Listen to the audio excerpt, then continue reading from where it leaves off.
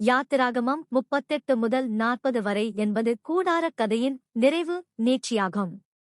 முந்தைய அத்தியாயங்கள் மாதிரியை கொடுத்தன. கடவுள் எதை கட்ட விரும்பினார்? ஏன்? யாத்திராகமம் 35 முதல் 37 வரை மக்களின் விருப்பமான பிரசாதங்களையும் வேலையின் தொடக்கத்தையும் காட்டியது. இப்போது யாத்திராகமம் 38 முதல் 39 வரை இறுதி கட்டிடத் துண்டுகள் மற்றும் ஆசாரிய ஆடைகள் வழியாக நகர்கிறது. மேலும் யாத்திராகமம் 40 பழைய ஏற்பாட்டில் மிகவும் சக்தி வாய்ந்த தருணங்களில் ஒன்றுடன் முடிவடைகிறது. கூடாரம் அமைக்கப்பட்டுள்ளது. கர்த்தருடைய மேகம் அதை மூடுகிறது. அவரது மக்கள் மத்தியில் கடவுளின் பிரசன்னம். வரலாற்று ரீதியாக இஸ்ரேல் இன்னும் சினாயில் உள்ளது. தங்க கன்றுக்குட்டி பேரழிவுக்குப் பிறகு அவர்கள் இன்னும் உடன்படிக்கை மக்களாக இருக்க கற்றுக்கொண்டிருக்கிறார்கள். இது முக்கியமானது. ஏனென்றால் இந்த அத்தியாயங்கள் கட்டுமானத்தை பற்றியவை அல்ல, அவை மறுசீரமைப்பு பற்றியது. கர்த்தர் இஸ்ரவேலுக்கு காட்டுகிறார், நீங்கள் மீண்டும் கட்டலாம். நீங்கள் திரும்பி வரலாம். நீங்கள் மீண்டும் என் பிரசன்னத்தை பெறலாம். ஆசரிப்பு கூடாரம் அவர்களுடைய பாளையத்தின் கண்ணுக்கு தெரியும் மையமாக மாறுகிறது. தேவன் அவர்களை எகிப்திலிருந்து வெளியே அழைத்துச் செல்வது மட்டுமல்லாமல் அவருடன் நாளுக்கு நாள் எப்படி வாழ வேண்டும் என்பதை அவர்களுக்கு கற்பிக்கிறார். கோட்பாடு வாரியாக கூடாரம் நெருக்கத்திற்கான பாதையை கற்பிக்கிறது. தியாகம், பணிவுடன் கடவுளிடம் திரும்புதல், சுத்திகரிப்பு, சுத்தமாக்கப்படுதல், ஒழுங்கு, பரிசுத்தத்தைச் சுற்றி கட்டப்பட்ட வாழ்க்கை மற்றும் மத்தியஸ்தம், மக்களை பிரதிநிதித்துவப்படுத்தும் ஆசாரியர்கள். இவையனைத்தும் இயேசு கிறிஸ்துவை முன்னோக்கி சுட்டிக்காட்டுகின்றன. இலக்கு தளபாடங்கள் அல்ல, குறிக்கோள் கூட்டுறவு. சாதாரண வாழ்க்கையின் நடுவில் கடவுளின் பரிசுத்த பிரசன்னம். நவீன பயன்பாடு. நம்மில் பெரும்பாலோர் நமது சீஷத்துவத்தில் முடிக்கப்படாத இடங்களைக் கொண்டிருக்கிறோம். நாம் வலுவாக தொடங்குகிறோம், சறுக்குகிறோம், மனந்திரும்புகிறோம், மீண்டும் கட்டி எழுப்புகிறோம், மீண்டும் நகர்கிறோம். மறுபடியும் கட்டி எழுப்புவதில் கடவுள் பொறுமையாக இருக்கிறார் என்பதை இந்த அதிகாரங்கள் காட்டுகின்றன. அவர் உறுதியான கீழ்ப்படுதலையும் விருப்பமான இருதயத்தையும் மதிக்கிறார். மேலும் அவை ஒரு நடைமுறை உண்மையையும் காட்டுகின்றன. வழிபாடு ஒழுங்கமைக்கப்பட்டதாகவும் சீரானதாகவும் மாறும்போது ஆவிக்குரிய சக்தி அதிகரிக்கிறது. கடவுள் எப்போதாவது பார்வையாளராக அல்ல, ஆனால் தினசரி மையமாக இருக்கும்போது. இந்த ஸ்லைடுகள் வழியாக நாம் செல்லும்போது வடிவத்தைப் பாருங்கள். பலிபீடம், சரணடைதல், லாவர், சுத்திகரிப்பு, நீதிமன்றம், எல்லைகள், ஆடைகள், பரிசுத்த சேவை, இறுதி ஆய்வு, விசுவாசம், பின்னர் மேகம், கடவுளின் பிரசன்னம். அதுவே செய்தி. ஒரு மக்கள் கர்த்தருடைய வழியை கட்டும்போது கர்த்தர் நெருங்கி வருகிறார். அவர்கள் அவரை ஒரு சம்பளமாக சம்பாதித்ததால் அல்ல, ஆனால் உடன்படிக்கை வாழ்க்கையின் மூலம் அவருக்கு இடமளித்ததால். நீங்கள் படிக்கும்போது உங்களை நீங்களே கேட்டுக்கொள்ளுங்கள், நான் இப்போது என்ன கட்டி எழுப்புகிறேன்? பழக்க வழக்கங்கள், வீட்டு கலாச்சாரம், வழிபாட்டு தாளங்கள் கடவுள் என்னுடன் வசிக்க இடமளிக்கிறதா? யாத்திராகமம் 38 சர்வாங்க பலிபீடத்தை கட்டுவதில் தொடங்குகிறது. நாங்கள் இந்த குழந்தையை பாதுகாப்பாக வைத்திருக்கிறோம் மற்றும் பலிபீடத்தின் அர்த்தம் என்ன என்பதில் கவனம் செலுத்துகிறோம். வெளிப்புற நீதிமன்றத்தில் நீங்கள் சந்திக்கும் முதல் முக்கிய பொருள் இதுதான். அந்த இடம் முக்கியமானது. இஸ்ரேல் புனித இடத்திற்குள் ஆழமாக செல்வதற்கு முன்பு அவர்கள் சரணடைவதைத் தொடங்குகிறார்கள். பலிபீடம் ஒரு ஜனத்தை ஒப்புக்கொள்கிறது. நமக்கு கடவுள் தேவை. நமக்கு மன்னிப்பு தேவை. எங்களுக்கு உதவி தேவை. நாம் அவருக்கு சொந்தமானவர்கள். வரலாறு வாரியாக வழிபாடு என்பது ஒரு மலையில் உணர்ச்சி மட்டுமல்ல என்பதை இஸ்ரேல் கற்றுக்கொள்கிறது. இது ஒரு தினசரி ரிட்டர்ன்.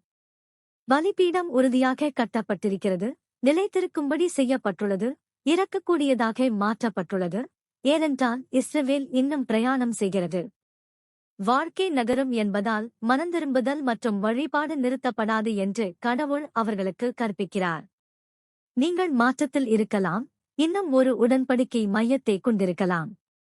கோட்பாட்டின்படி பலிபீடம் இயேசு கிறிஸ்துவை நோக்கி சுட்டிக்காட்டுகிறது. இஸ்ரவேலின் பிரசாதங்கள் ஒரு ஆழமான யதார்த்தத்தை கற்பிக்கும் சின்னங்கள். பாவம் உண்மையானது, மனந்திரும்புதல் தேவைப்படுகிறது மற்றும் தேவன் தனது நியமிக்கப்பட்ட வழியின் மூலம் இரக்கத்தை அளிக்கிறார். பலிபீடம் பாசாங்கு செய்ய ஒரு இடம் அல்ல, இது சுத்தமாக வரவேண்டிய இடம். இது கடவுளுடன் நேர்மையை கற்பிக்கிறது. இது நன்றியுணர்வையும் கற்பிக்கிறது. காணிக்கைகள் பாவத்திற்காக மட்டுமல்ல, அவை பக்தி மற்றும் நன்றி செலுத்தும் வெளிப்பாடுகளாகவும் இருந்தன. நவீன பயன்பாடு.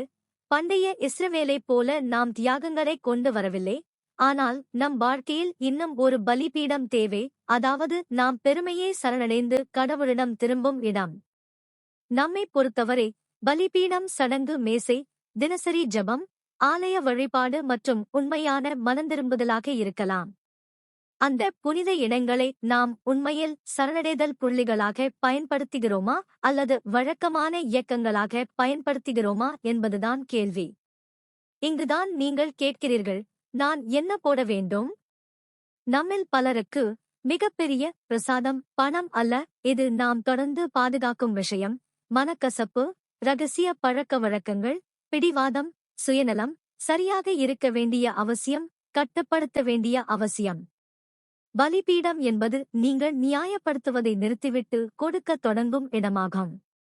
இங்கே ஒரு ஆறுதலான உண்மை உள்ளது. பலிபீடம் வெளியே அணுகக்கூடியது. கடவுளின் கருணை நுழைவாயிலில் தொடங்குகிறது. தொடங்குவதற்கு நீங்கள் ஏற்கனவே சரியானவராக இருக்க வேண்டியதில்லை.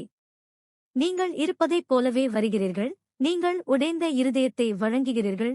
கடவுள் சுத்திகரிப்பை தொடங்குகிறார். இந்த வாரம் ஒரு எளிய நவீன பலிபீட நடைமுறையை முயற்சிக்கவும். சரணடைதலின் ஒரு குறிப்பிட்ட பிரார்த்தனை. நீங்கள் மிகவும் இறுக்கமாக பிடித்துக் கொண்டிருக்கும் ஒரு விஷயத்தை குறிப்பிடுங்கள். ஆண்டவரே, இதை நான் உமக்கு கொடுக்கிறேன். அடுத்து என்ன செய்ய வேண்டும் என்று எனக்கு கற்றுக் கொடுங்கள். பின்னர் ஒரு தூண்டுதலை பின்பற்றவும். சிறிய காணிக்கைகள் நேர்மையாக வழங்கப்படுகின்றன, கடவுள் வாழக்கூடிய ஒரு வாழ்க்கையை உருவாக்குகின்றன. யாத்திராகமம் 38 சுத்திகரிப்புக்காக செய்யப்பட்ட லேவர் கழுவுதல் பேசின் பற்றி சுருக்கமாக குறிப்பிடுகிறது. வசனம் குறுகியது, ஆனால் கோட்பாடு மிகப்பெரியது. கடவுளின் முன்னிலையில் சுத்திகரிப்பு விருப்பமில்லை. லேவர் பலிபீடத்திற்கும் கூடார நுழைவாயிலுக்கும் இடையில் உட்கார்ந்து இஸ்ரவேலுக்கு ஒரு ஆன்மீக வரிசையை கற்பிக்கிறது. சரணடைதல், பின்னர் சுத்திகரிப்பு, பின்னர் ஆழமான ஒற்றுமை. வரலாறு வாரியாக கழுவுதல் நடைமுறைக்கு உகந்தது. ஆசாரியர்கள் கைகள் மற்றும் கால்களால் சேவை செய்தனர், அவர்கள் சுத்தமாக இருக்க வேண்டும்.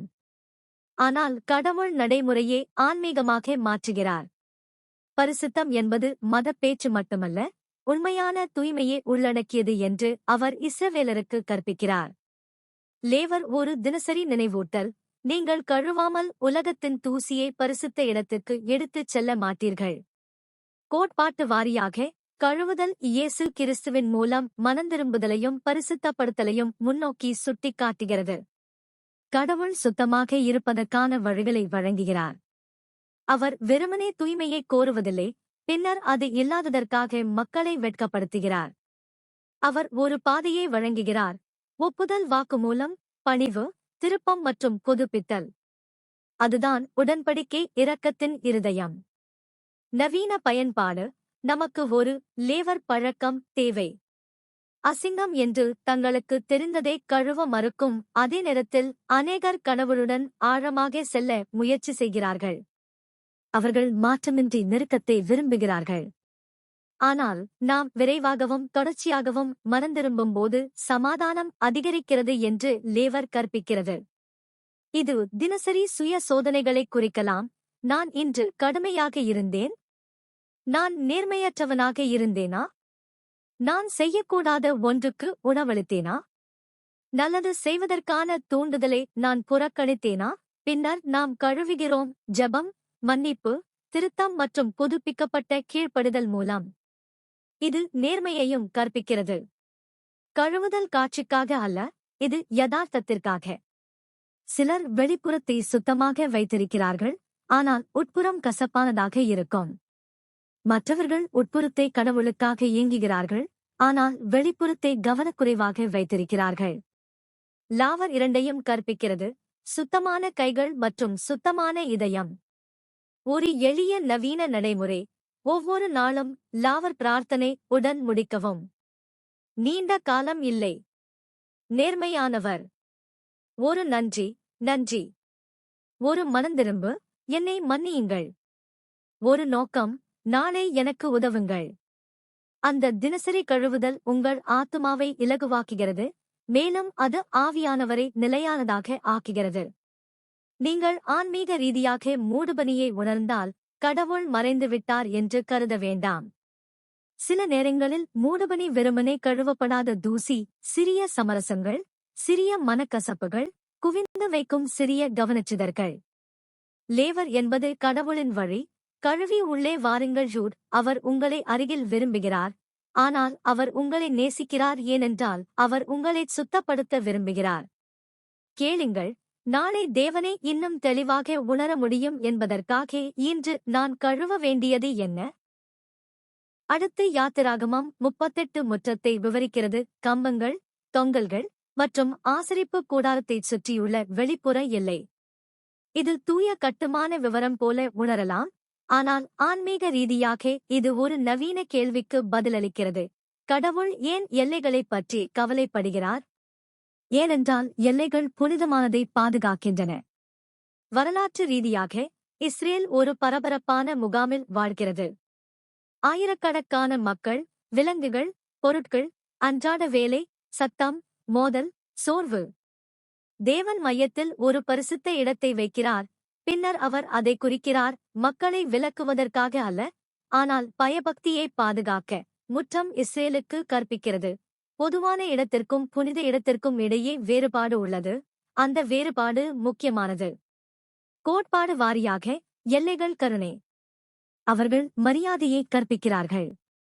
அவர்கள் தயாரிப்பை கற்பிக்கிறார்கள். பரிசுத்த காரியங்களை நீங்கள் அவசரப்படுத்தக்கூடாது என்று அவர்கள் கற்பிக்கிறார்கள்.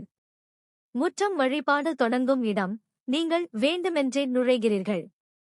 நீங்கள் குழப்பத்தை வெளியே விட்டுவிடுகிறீர்கள். நீங்கள் ஒரு வித்தியாசமான ஆவியில் அடியெடுத்து வைக்கிறீர்கள்.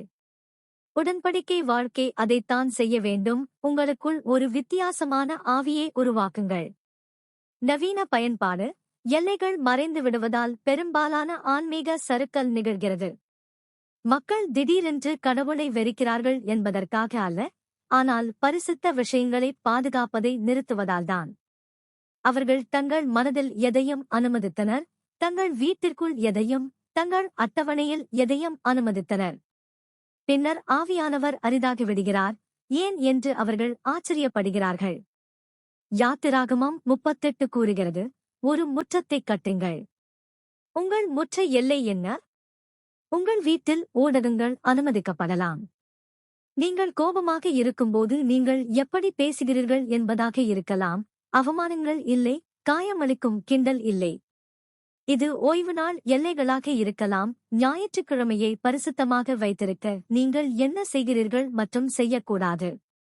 இது பிரார்த்தனை மற்றும் வேதத்தை பாதுகாக்கும் படுக்கை நேர எல்லைகளாக இருக்கலாம்.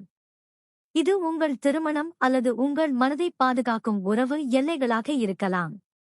எல்லைகள் கட்டுப்பாடு இல்லை, அவர்கள் காதல். அவர்கள் இது எனக்கு முக்கியம் என்று கூறுகிறார்கள். எல்லைகள் இல்லாத ஒரு குடும்பம் என்பது பரிசுத்தத்தை மிதிக்கக்கூடிய ஒரு குடும்பம். எல்லைகள் இல்லாத ஒரு சீடர் ஒவ்வொரு காற்றாலும் இழுக்கப்படும் ஒரு சீடர். கடவுளின் எல்லைகள் சீரற்றவை அல்ல என்பதையும் இந்த அத்தியாயம் கற்பிக்கிறது. அவை கட்டமைக்கப்பட்டவை, சீரான மற்றும் நிலையானவை. அப்படித்தான் நம்மை உருவாக்க வேண்டும். கடுமையாகவும் கோபமாகவும் இல்லை, ஆனால் தெளிவான மற்றும் நிலையான. உங்களை நீங்களே கேட்டுக்கொள்ளுங்கள், நான் ஒரு எல்லையை அகற்றியதால் என் வாழ்க்கையில் பரிசுத்தம் எங்கே மிதிக்கப்பட்டது? பின்னர் இந்த வாரம் ஒரு எளிய இடுகையை மீண்டும் உருவாக்குங்கள். 10 விதிகள் அல்ல, ஒரு வலுவான பதிவு, ஒரு தெளிவான முடிவு. காலப்போக்கில் நீங்கள் வித்தியாசத்தை உணருவீர்கள். எல்லைகள் வழிபாட்டை பாதுகாக்கும் இடத்தில் அமைதி வளர்க்கிறது. யாத்திராகமம் 38 உங்களை ஆச்சரியப்படுத்தக்கூடிய ஒன்றுடன் முடிவடைகிறது. ஆசரிப்பு கூடாரத்திற்கு எவ்வளவு தங்கம், வெள்ளி மற்றும் வெண்கலம் பயன்படுத்தப்பட்டன என்பதை பற்றிய ஒரு கணக்கு. இது சலிப்பூட்டும் அற்பமானது அல்ல, இது கோட்பாடு. பரிசுத்த வேலையை நேர்மையாக கையாள வேண்டும் என்று கடவுள் இஸ்ரவேலருக்கு கற்பிக்கிறார். பிரசாதங்கள் புனிதமானவை, தலைவர்கள் பொறுப்பேற்க வேண்டும். வரலாறு வாரியாக இது முக்கியமானது, ஏனெனில் இஸ்ரேல் ஒரு புதிய உடன்படிக்கை சமூகம். அதிகாரம் துஷ்பிரயோகம் செய்யப்பட்ட ஒரு ஊழல் அமைப்பில் இருந்து அவர்கள் வெளியே வந்துள்ளனர். தேவன் தம்முடைய வணக்கத்தை மக்கள் நன்மை பெறும் இடமாக மாற விரும்பவில்லை. எனவே வெளிப்படைத்தன்மை உள்ளது. பதிவு வைத்தல் உள்ளது. பணிப்பெண் உள்ளது. பரிசுத்த விஷயங்கள் தனிப்பட்ட சொத்தாக கருதப்படுவதில்லை. கோட்பாடு வாரியாக நிர்வாகத்தில் ஒருமைப்பாட்டைப் பற்றி கடவுள் அக்கறை காட்டுகிறார் என்று இது கற்பிக்கிறது. ஆன்மீக வேலை என்பது ஜெபம் மற்றும் அற்புதங்கள் மட்டுமல்ல, இது விசுவாசமான நிர்வாகமும் கூட. தேவனுடைய வீடு பிரதிஷ்டைத்தால் கட்டப்பட்டுள்ளது. பிரதிஷ்டைக்கு நம்பிக்கை தேவைப்படுகிறது. காணிக்கைகள் நேர்மையாக கையாளப்படும்போது விசுவாசம் வளர்க்கிறது. அவர்கள் தவறாக கையாளப்படும்போது நம்பிக்கை வீழ்ச்சியடைகிறது. பொறுப்புக்கூறல் தேவைப்படுவதன் மூலம் கடவுள் நம்பிக்கையை பாதுகாக்கிறார். நவீன பயன்பாடு இது தேவாலய அழைப்புகள், குடும்ப நிதி, வணிக பரிவர்த்தனைகள் மற்றும் தனிப்பட்ட நேர்மைக்கு பொருந்தும். பணம், நேரம், செல்வாக்கு மற்றும் பொறுப்பு போன்ற வளங்களை நாம் எவ்வாறு கையாள்கிறோம் என்பதை கர்த்தர் கவனிக்கிறார். நாம் மூலைகளை வெட்டுகிறோமா? நம்முடையது அல்லாததை நாம் கடன் வாங்குகிறோமா? அது சிறியது என்பதால் நேர்மையின்மையை நாம் நியாயப்படுத்துகிறோமா? யாத்திராகமம் 38 பரிசுத்த கிரியை சுத்தமான கைகளுக்கு தகுதியானது என்று கூறுகிறது. ஆன்மீக வரங்களை நாம் எப்படி கையாள்கிறோம் என்பதற்கும் இது பொருந்துகிறது. கடவுள் உங்களுக்கு செல்வாக்கு செலுத்தினால் உங்களை பார்க்கும் குழந்தைகள், நீங்கள் கற்பிக்கும் ஒரு வகுப்பு, நீங்கள் வைத்திருக்கும் ஒரு அழைப்பு, நீங்கள் பேசும் ஒரு தளம், நீங்கள் கவனமாக இருக்கிறீர்களா? பொறுப்புக்கூறல் என்பது பயம் அல்ல, அது விசுவாசம். இது வேலையை சுத்தமாக வைத்திருக்கிறது. மற்றொரு நவீன அடுக்கு, ஆன்மீகம் நடைமுறை வாழ்க்கையிலிருந்து வேறுபட்டது என்று பலர் நினைக்கிறார்கள். இந்த அத்தியாயம் இதற்கு நேர்மாறாகச் சொல்கிறது. ஒரு நபர் அழகாக ஜெபிக்க முடியும், ஆனால் பணத்தில் நேர்மையற்றவராக இருக்க முடியும். ஒரு நபர் உண்மையை கற்பிக்க முடியும், இன்னும் நேர்மையுடன் சோம்பேறியாக இருக்க முடியும். கடவுள் முழுமையை விரும்புகிறார். வழிபாட்டில் சத்தியம் மற்றும் அன்றாட நிர்வாகத்தில் சத்தியம். எனவே இங்கே ஒரு எளிய சுய சோதனை. நான் கூறுவது, செலவழிப்பது மற்றும் வாக்குறுதி அளிப்பதில் நான் நேர்மையானவனாக இருக்கிறேனா? மற்றவர்கள் என்னிடம் ஒப்படைப்பதில் நான் கவனமாக இருக்கிறேனா? எனது எண்கள் எனது மதிப்புகளுடன் பொருந்துகிறதா? நேரம், பணம், கவனம். நீங்கள் ஒரு இடைவெளியைக் கண்டால் விரக்தியடைய வேண்டாம். இந்த அத்தியாயம் பழுது பார்க்க அழைக்கிறது. ஒரு திருத்தம் செய்யுங்கள். திருப்பித் தர வேண்டியதை திருப்பித் தருங்கள். ஒப்புக்கொள்ள வேண்டியதை ஒப்புக்கொள்ளுங்கள். மீண்டும் நம்பிக்கையை வளர்த்துக் கொள்ளுங்கள். கடவுளுடைய மக்கள் நம்புவதற்கு பாதுகாப்பான மக்களாக இருக்க வேண்டும், ஏனென்றால் அவர்களின் பரிசுத்தம் நேர்மையை உள்ளடக்கியது. கேளுங்கள், கடவுளுடைய பிரசன்னத்தை என் வாழ்க்கை முழுமையாக ஆதரிக்க வேண்டும் என்பதற்காக நான் எங்கே உத்தமத்தை பலப்படுத்த வேண்டும்? யாத்திராகமம் 39 ஆசாரியத்துவ ஆடைகளுக்கு மாறுகிறது. எப்போது கவனமாக செய்யப்பட்டு இஸ்ரவேல் கோத்திரங்களை பிரதிநிதித்துவப்படுத்த தோள்களில் கற்கள் வைக்கப்படுகின்றன. நாங்கள் அதை எளிமையாக வைத்திருக்கிறோம். புள்ளி நகைகள் அல்ல, விஷயம் பொறுப்பு. ஆன்மீக தலைமை என்பது அந்தஸ்தை பற்றியது அல்ல, இது மக்களை எடுத்துச் செல்வது பற்றியது என்று கடவுள் கற்பிக்கிறார். வரலாறு வாரியாக இஸ்ரவேலுக்கு ஆசாரியர்கள் தேவை, ஏனென்றால் அவர்கள் கடவுளை எவ்வாறு அணுகுவது என்பதை கற்றுக்கொள்கிறார்கள். அவர்கள் ஒழுங்கு, மரியாதை மற்றும் மத்தியஸ்தம் ஆகியவற்றை கற்றுக்கொள்கிறார்கள். வணக்கம் தீவிரமானது என்பதை ஆசாரியருக்கும் மக்களுக்கும் இந்த ஆடைகள் நினைப்பூட்டுகின்றன. தோள்பட்டை கற்கள் ஒரு அடையாளம். ஆசாரியன் கடவுளுக்கு முன்பாக இஸ்ரவேலரை தாங்குகிறார். அது அன்பின் சுமை. கோட்பாடு வாரியாக தோள்கள் வலிமை மற்றும் சேவையை குறிக்கின்றன. இது இயேசு கிறிஸ்துவை முன்னோக்கி சுட்டிக்காட்டுகிறது. உண்மையான மத்தியஸ்தர், அவர் தனது மக்களை பரிபூரணமாக சுமந்து செல்கிறார். ஆனால் கடவுளின் ஒவ்வொரு ஊழியருக்கும் எவ்வாறு சேவை செய்ய வேண்டும் என்பதையும் இது கற்பிக்கிறது. ஆதிக்கம் செலுத்த அல்ல, கோரவில்லை, ஆனால் எடுத்துச் செல்ல வேண்டும். கர்த்தருடைய தலைவர்கள் தூக்கி பாதுகாக்கிறார்கள், பரிந்து பேசுகிறார்கள். நவீன பயன்பாடு, நீங்கள் பெயர்களையும் எடுத்துச் செல்கிறீர்கள். பெற்றோர்கள் குழந்தைகளை சுமக்கிறார்கள். வாழ்க்கை துணைவர்கள் ஒருவருக்கொருவர் சுமக்கிறார்கள். அமைச்சர்கள் நியமிக்கப்பட்ட குடும்பங்களை எடுத்துச் செல்கின்றனர். ஆசிரியர்கள் மாணவர்களை சுமந்து செல்கிறார்கள். தலைவர்கள் வார்டுகளை எடுத்துச் செல்கிறார்கள். சுமந்து செல்வது கட்டுப்படுத்துவது என்று அர்த்தமல்ல, இது நினைவில் வைப்பது, ஜெபிப்பது மற்றும் இரக்கத்துடன் செயல்படுவது என்று பொருள். நீங்கள் மக்களை திட்டங்களைப் போல நடத்துவதில்லை என்று அர்த்தம், நீங்கள் அவர்களை ஆத்மாக்களைப் போல நடத்துகிறீர்கள். இது அழைப்புகளை நாம் பார்க்கும் விதத்தையும் சவால் செய்கிறது. ஒரு அழைப்பு ஒரு கோப்பை அல்ல, இது ஒரு தோள்பட்டை கால். இது ஒருவரின் சுமையை தாங்குவதற்கான அர்ப்பணிப்பு. வசதியாக இருக்கும்போது மட்டுமே நீங்கள் பரிமாறினால், நீங்கள் எடையே சுமக்காமல் ஆடையை அணிகிறீர்கள். யாத்திராகமம் 39 உண்மையான மேய்ப்பர்களாக மாற நம்மை அழைக்கிறது. எனவே கேளுங்கள், கடவுள் இப்போது என் தோள்களில் யாருடைய பெயரை வைத்திருக்கிறார்? ஒருவேளை அமைதியாக போராடும் ஒருவர். ஒருவேளை நீங்கள் எரிச்சலடைந்த ஒருவர். ஒருவேளை நீங்கள் மறந்துவிட்ட ஒருவர்.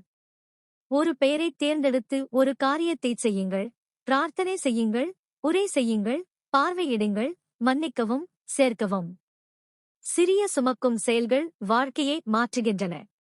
மேலும் உங்களை நீங்களே கேட்டுக் கொள்ளுங்கள், கிறிஸ்து என்னுடன் சுமக்க முன்வரும்போது நான் என் சொந்த சுமைகளை தனியாக சுமக்கிறேனா? ஏனென்றால் ஏபோதின் பின்னால் உள்ள மிகப்பெரிய உண்மை என்னவென்றால், கடவுள் ஒரு மத்தியஸ்தரை வழங்குகிறார். நீங்கள் அவரிடம் வரலாம். உங்களுக்கு உதவ முடியும். உங்களை தூக்கலாம். இஸ்ரவேலின் கோத்திரங்களை குறிக்கும் 12 கற்களால் மார்புத் தட்டு இதயத்தின் மேல் அணியப்பட்டிருக்கிறது. பின்பு மற்ற ஆடைகள் முடிக்கப்படுகின்றன.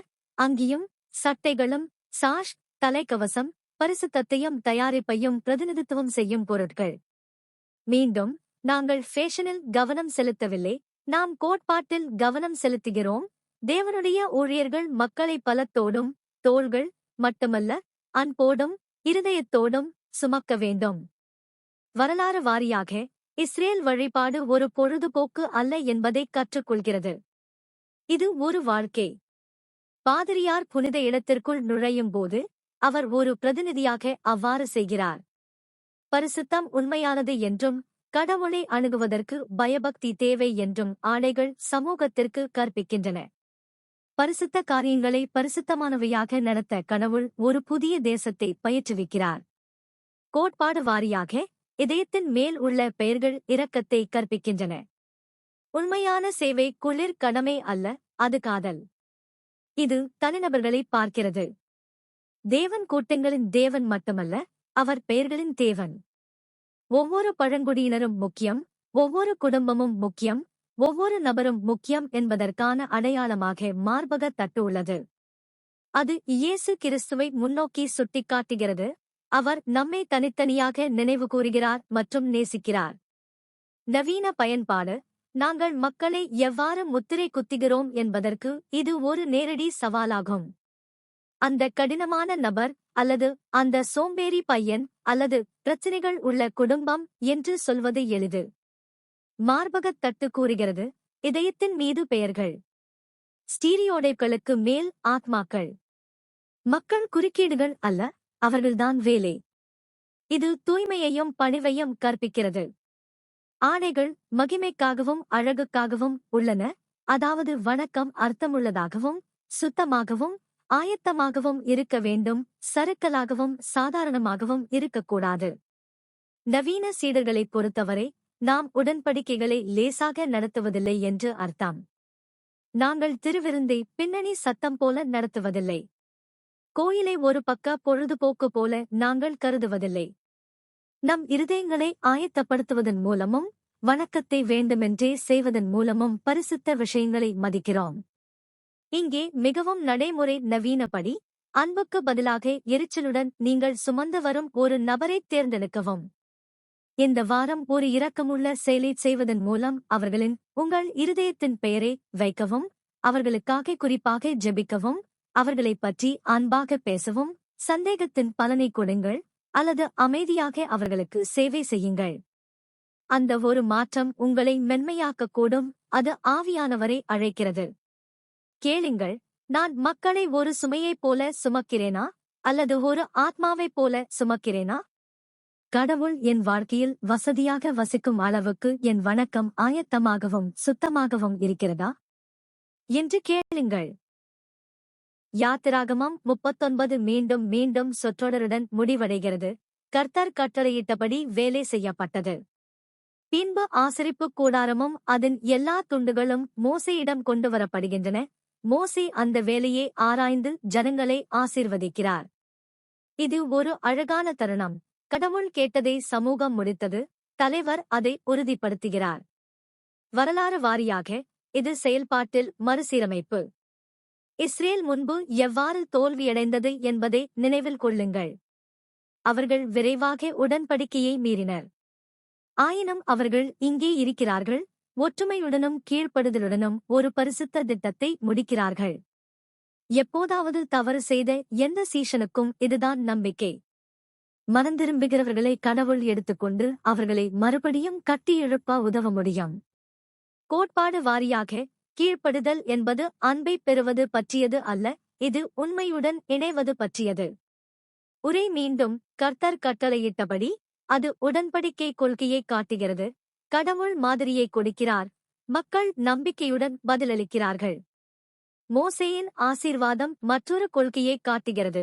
நாம் கடவுளுடைய வழியை கட்டும்போது நாம் ஆவிக்குரிய அங்கீகாரத்தை அழைக்கிறோம், சமாதானம், நம்பிக்கை மற்றும் ஆவியின் சாட்சி. நவீன பயன்பாடு. நம்மில் பலர் ஆன்மீக திட்டங்களை தொடங்குகிறார்கள், முடிக்கவில்லை. நாங்கள் நடைமுறைகளை தொடங்குகிறோம், சறுக்குகிறோம், வெளியேறுகிறோம். நாம் மனந்திரும்புதலை தொடங்குகிறோம், பின்னர் பின்வாங்குகிறோம்.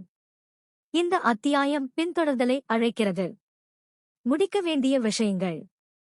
கடவுள் ஒரு கடுமையான மேலாளராக இருப்பதால் அல்ல, ஆனால் முடிப்பது விசுவாசத்தை வளர்க்கிறது என்பதால். ஒவ்வொரு முறையும் நீங்கள் ஒரு வாக்குறுதியை நிறைவேற்றும்போது உங்கள் ஆத்துமா பலப்படுத்துகிறது. ஒவ்வொரு முறையும் நீங்கள் பின்பற்றும்போது நீங்கள் மிகவும் நிலையானவராக மாறுவீர்கள். மேலும் ஆய்வு முக்கியம். மோசே பார்க்கிறார், அவர் சரிபார்க்கிறார். இது நம்மை ஆராய்ந்து பார்க்க கற்றுக் கொடுக்கிறது. வெட்கத்தால் அல்ல, நேர்மையுடன். என் வழிபாடு எப்படி இருக்கிறது? என் வீடு எப்படி இருக்கு? என் மொழி எப்படி இருக்கிறது? என் ஓய்வு நாள் எப்படி இருக்கிறது? என் மனந்திரும்பு எப்படி இருக்கிறது? சுய பரிசோதனை என்பது சிறிய பிரச்சினைகள் பெரிய சரிவுகளாக மாறாமல் எவ்வாறு தடுக்கிறோம் என்பதாகும். மோசே அவர்களை ஆசீர்வதிக்கிறார். உண்மையுள்ள முயற்சிக்கு கடவுள் எவ்வாறு பதிலளிக்கிறார் என்பதற்கு இது ஒரு இனிமையான படம். உங்கள் அமைதியான சீஷத்துவத்தில் நீங்கள் கண்ணுக்கு தெரியாததாக உணரலாம். தினமும் ஜெபிப்பது, மறுபடியும் முயற்சிப்பது, சேவை செய்வது, மனந்திரும்புதல். யாத்திராகமம் 39 கூறுகிறது, கடவுள் பார்க்கிறார், கடவுள் பதிவு செய்கிறார், கடவுள் ஆசீர்வதிப்பார். எனவே இங்கே அழைப்பு. முடிக்கப்படாத ஒரு ஆன்மீக விஷயத்தை தேர்ந்தெடுத்து ஒரு படியை முடிக்கவும். எல்லாம் இல்லை, ஒரு படி. நீங்கள் மன்னிப்பு கேட்க விரும்பினால் அதைச் செய்யுங்கள். நீங்கள் ஜெபத்தை மறுதொடக்கம் செய்ய விரும்பினால் இன்றிரவு தொடங்குங்கள். ஞாயிற்றுக்கிழமையை மிகவும் அமைதியானதாக மாற்ற நீங்கள் விரும்பினால் ஒரு விஷயத்தை முன்கூட்டியே தயார் செய்யுங்கள். கீழ்ப்படுதலின் சிறிய செயல்களை முடிப்பது பெரிய பரிசுத்தத்திற்கு வேகத்தை உருவாக்குகிறது. கேளுங்கள், இந்த வாரம் நான் என்ன கர்த்தருடைய கட்டளையின்படி எடுக்க வேண்டும், அதை முடிப்பது எப்படி இருக்கும்? யாத்திராகமம் 40 ஆசரிப்புக் கூடாரத்தை அமைக்கும்படி கர்த்தர் மோசேயிடம் சொல்வதிலிருந்து தொடங்குகிறது. இப்போது கட்டப்பட்ட அனைத்தும் ஏற்பாடு செய்யப்பட வேண்டும். இது முக்கியமானது.